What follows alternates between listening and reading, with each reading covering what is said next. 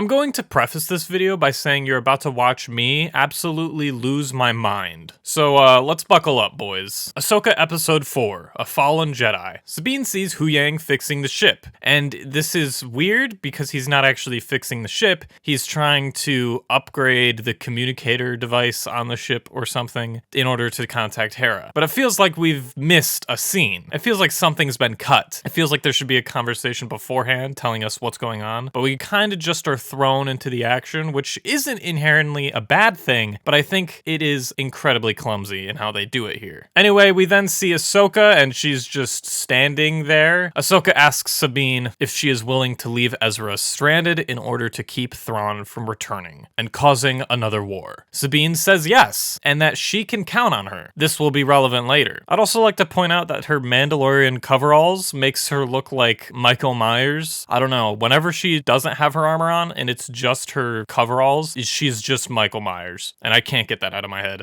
Better that than allowing Thrawn's return as heir to the Empire.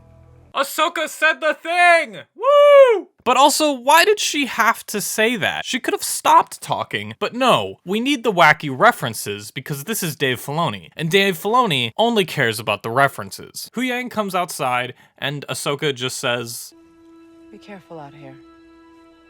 Okay, I have a question. Why are we just leaving Huyang outside? It feels so strange to me. Huyang is not a normal droid. He contains thousands of years of history about the Jedi Order. He is a treasure trove of knowledge, and I'm surprised that he's still even alive. He seems like a high-value target for the Empire to either extract his knowledge or just kill him outright. So having him work on something outside of the ship when you know that there's danger around, assassin droids, Shin, Baylan, Marok, all of these could easily shoot him, and he's done. Anyway, cut to Shin, and she tells Baylan that the ship is about a dozen clicks away. Morgan tells them to move in on their location. Okay, let's do some math here. 1 click is 3,280.4 feet. 12 clicks equals 39,380.08 feet. And that equals 7.4 miles. That seems pretty far away for a walking distance. That'd probably take you around 2 hours to get there on foot. I wonder if they'll use any speeders. Spoiler alert, they don't actually use any speeders. They literally just walk there in a 30-minute episode. And it would actually be a cool idea for a fight sequence. Ahsoka and Sabine fighting their way through a forest against an army of Imperial loyalists. Barely able to make it to the map alive, but makes their victory much more satisfying. But that doesn't happen, and instead we get this. We cut to Huyang working on the ship as soldiers are stalking behind the trees. Sabine is looking for something and Ahsoka comes over and finds it for her. They have a talk about relaxing or something, and Ahsoka talks about making personal sacrifices for the greater good. And when the stakes are so high, that is the only thing you can do. And you know, that got me thinking. When the stakes are this high, why aren't you trying to gather every Jedi you know in order to stop this? I don't know, maybe Luke Skywalker? Because you know, Luke should probably know about this. He's not busy, he just kicked out his only student. He's got time. Then we see Huyang successfully finish what he was working on the ship, and then an assassin droid comes up to him and starts punching him. Why doesn't he have a gun? This just turns into a game of Rock'em Sock'em Robots. You had a blaster before. Dave, did you forget that too? I'm also surprised that this droid didn't just try detonating because by all accounts that seems like a pretty good trick. Just send this droid out, have it be at the edge of the forest, and just blow up, and that ship and everyone in it dies. That's an easy kill, GG. But Andrew, the explosion radius isn't high enough. Bro, did y'all just forget the first episode happened? This is the same model. He has a nuke in his chest. Also, the puppeting of Huyang isn't the best here. For some reason, Lucasfilm is just obsessed with practical effects, but I'm gonna be honest, practical effects are overhyped. Not everything has to be practical. CGI is fine. CGI is great when it's done well. Same with practical. Practical is great when it's done well, but when practical effects are done terribly, it arguably ruins the believability of it even more because we just know that this is just a head on a stick. Anyway, then Ahsoka and Sabine come out and help him, and it's pretty rough. Sabine is closing the gap everywhere she goes. She even goes out of her way, passing Ahsoka, and then punching one of them. Correct me if I'm wrong, but I'm pretty sure that a laser bolt is going to do way more damage than a mere punch, but okay. Also, we get more broken Beskar armor armor, as every bullet conveniently only hits her chest plate and gauntlets and nowhere else. Then Hu Yang gives this great piece of advice. May I make one request of you both? Stay together. I wonder if Ahsoka and Sabine will follow this advice. Spoiler alert, they don't take the advice and they just split up conveniently for the plot. Cut to the New Republic fleet and we see Hera and Jason leaving on the Ghost. An officer comes up to Hera and tells her that she can't leave without authorization, and she just says this. There's a meeting of the general staff. What do I tell them? You'll think of something. What? At least it's keeping consistent with the fact that the New Republic is just completely incompetent. How many videos do I have to say this by now? The First Order was probably right. To put it simply, I expect nothing less from Dave Filoni. Then while on the Ghost, Jason asks her mother why she is allowed to break orders. And Hera just says this. Mom, how come I have to do what I'm told and you don't? Well, when you're a general, you can disobey orders too. Until then, fuck up. Ugh. Hera, do I need to sit you down again? This is not how military works. You can't just do anything you want, Hera. You're a general. You should know this. But no, just go do whatever you want. My voice is cracking. I'm gonna calm down. Also, if she was just allowed to leave at any time, what was the whole purpose of that whole meeting with Mon Mothma and the rest of her committee? Just leave. There's obviously going to be no major repercussions for her because she could just get away with anything. Just leave. Nobody cares here. You can just leave. We then see them leaving, and we get 5 X-Wings, and we see the guy from Mandalorian. Oh, I saw the thing and I clapped.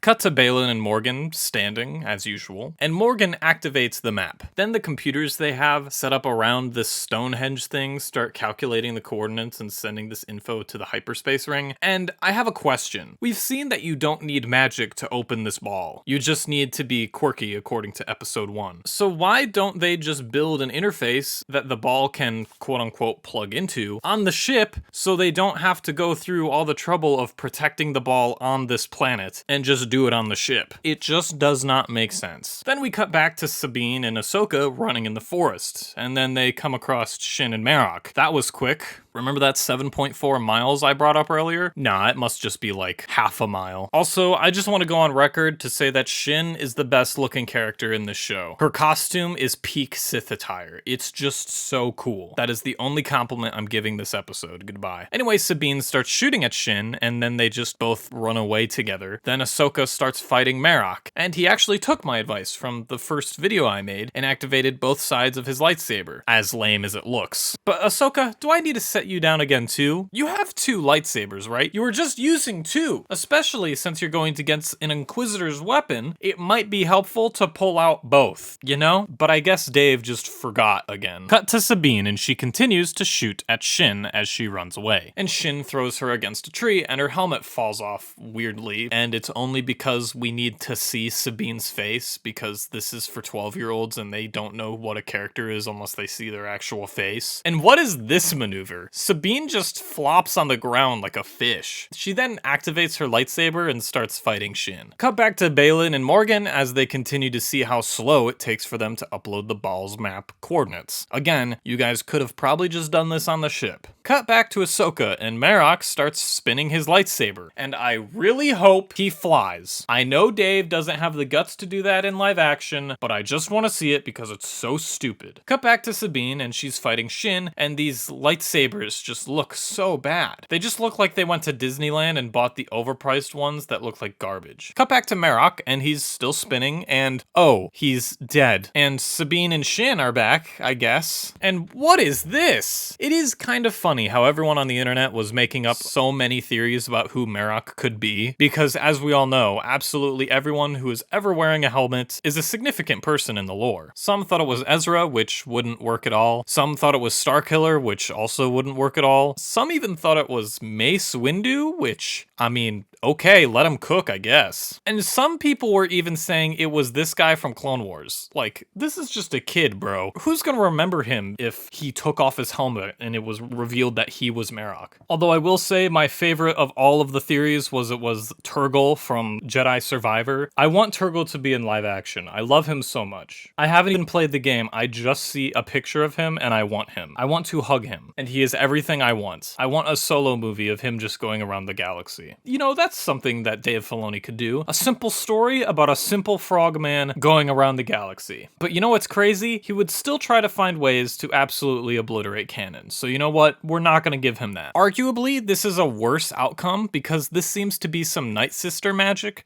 except this isn't how it works at all. In the Clone Wars, there was a character named Savage Opress, or as it's just spelled, Savage Oppress, which is just a weird name, but okay. And then he is given magic steroids, and it makes him buff. And spoiler, when he dies at the hands of Darth Sidious, green mist comes out of his body, and he becomes the skinny man that he was before the steroids. He doesn't explode into weird green sand, and this adds another level of confusion. If Morgan can just make this Sandman, why can't he make more green Sandmen? Why doesn't she make an army of Maroks? Because that would be pretty handy. Night Sister magic has always been broken, but now it's just out the window completely broken. Like, it don't work at all, brother. Anyway, Sabine tells Ahsoka to get the map. Remember that thing Huyang said earlier? Stay together. Yeah, that might have been helpful. Also, I'm pretty sure Ahsoka, with both of her lightsabers, and Sabine could absolutely destroy Shin very easily. But whatever. They need to separate, I guess, for the sake of plot. Cut to Morgan at the ball, and we see how slow it's going. It's like downloading the newest Call of Duty update. It's just so slow for some reason. Morgan leaves, and then Ahsoka just shows up. Okay, a little convenient. But then Baylan starts talking. Anakin spoke highly of you. How do you know Anakin? I feel like it's a big deal to know Anakin enough in order to have a conversation with him and talk about his Padawan. Everyone in the Order knew Anakin Skywalker. Few would live to see what he became. Everyone in the Order? What do you mean everyone in the Order knew Anakin Skywalker? Also, how on earth do you know that Darth Vader is what Anakin became? Because in Revenge of the Sith, the only two Jedi that knew that Anakin was Darth Vader was Obi-Wan and Yoda, along with Bail Organa. Ahsoka only realized this in Rebels, and she realized it during her duel with him, where, need I remind you, she should have died! Other people like Grand Moff Tarkin would find out through observation, like how he commanded troopers and how he wielded his lightsaber, but that was purely observation, and never found out entirely. So again, I ask, how does Baylan know this information? Because it was a pretty well kept secret throughout the galaxy. It's not like we're gonna pull No Way Home garbage and say that it was all over the news, because that just didn't happen. He must have found out the same way that Reva did, by looking through old archives or something, but I'm not gonna go into that show. Kenobi did enough damage. Then Baylan says this. Is that why you walked away? Abandoned him? Which, again, doesn't make sense at all. She left the Order at the end of Season 5 of Clone Wars, and at the time, Anakin was still Anakin. Also, she didn't leave because Anakin turned, she left because she no longer believed in the Jedi Order, after they turned their back on her immediately when she was being framed. So no, Baylan is just wrong here, and Ahsoka is just acting like he is? Then they have another piece of dialogue. And you find starting another war necessary? I'm not starting a war. But Thrawn will. Yeah, I'm not gonna cause a war. I'm just inviting the guy who will cause a war. And I'm not guilty of any of this nonsense. Baylan also says some generic line like, one must destroy to create, or something like that. Then they stand here for a solid minute just looking at each other. And I'm not kidding. Just look at this.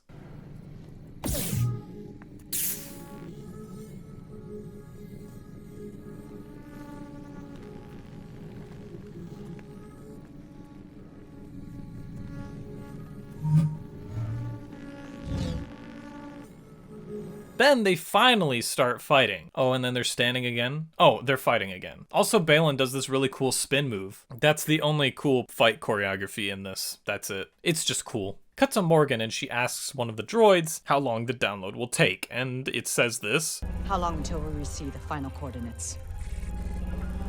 Moments.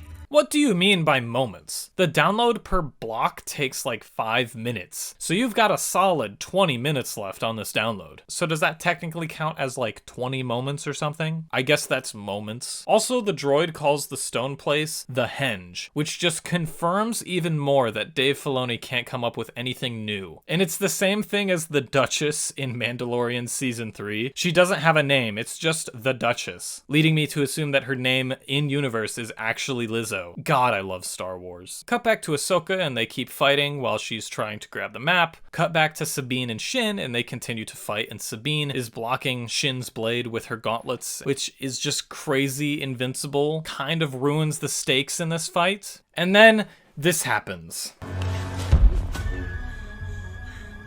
Ah! She's using the Force! And before people start saying, but Andrew, she's not using the Force, Shin is only reacting to it. No! You're just wrong! Shut up! When she reaches her hand out, it makes a low pulsing sound. Every time someone uses the Force in Star Wars, that sound is present, acknowledging that the Force is being used. So if she wasn't using the Force, that sound would not be present. Also, I'd like to talk about something from last episode that I didn't bring up. This whole idea that everyone can be a Jedi is just so stupid and doesn't work at all. If it is true, then why didn't the Republic make an army of Force-sensitive soldiers? Why didn't the Empire make an army of Force-sensitive soldiers? Why didn't the New Republic make an army of Force-sensitive soldiers? Why didn't the First Order make an army of Force-sensitive soldiers? And why didn't Sidious in the Final Order make an army of Force-sensitive soldiers? And that's just scratching the surface of this catastrophic idea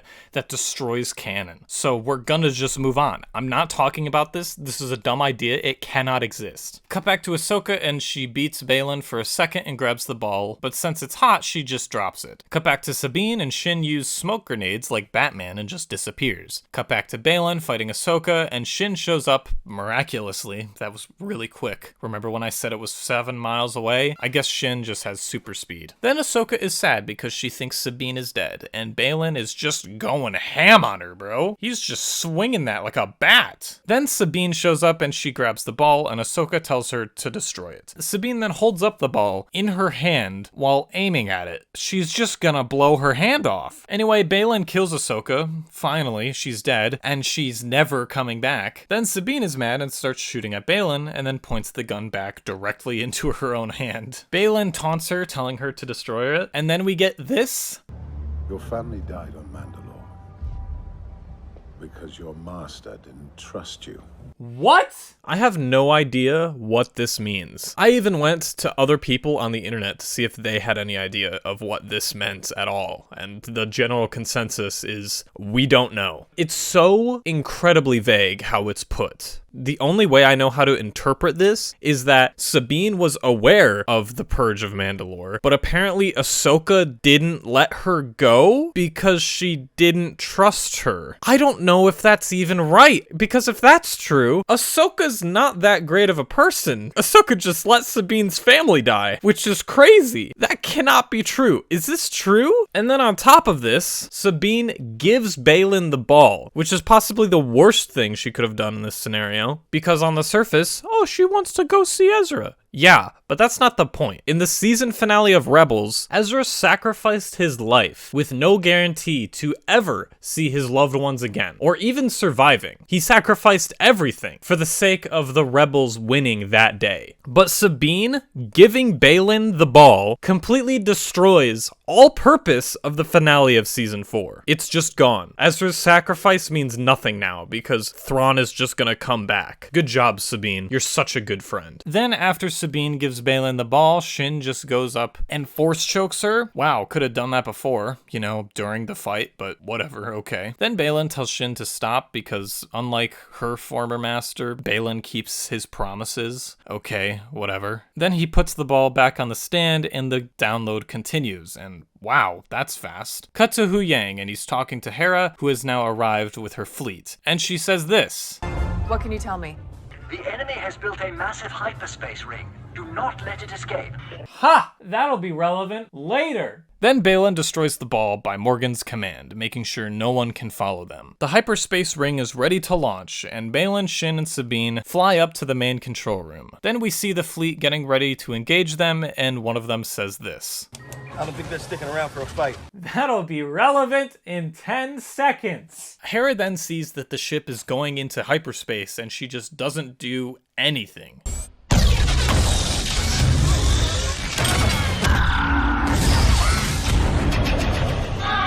What? Oh my god! Hera, I would like to remind you that you brought your child here! You brought a living, breathing child to this war zone! And what does he have to say about it? Mom?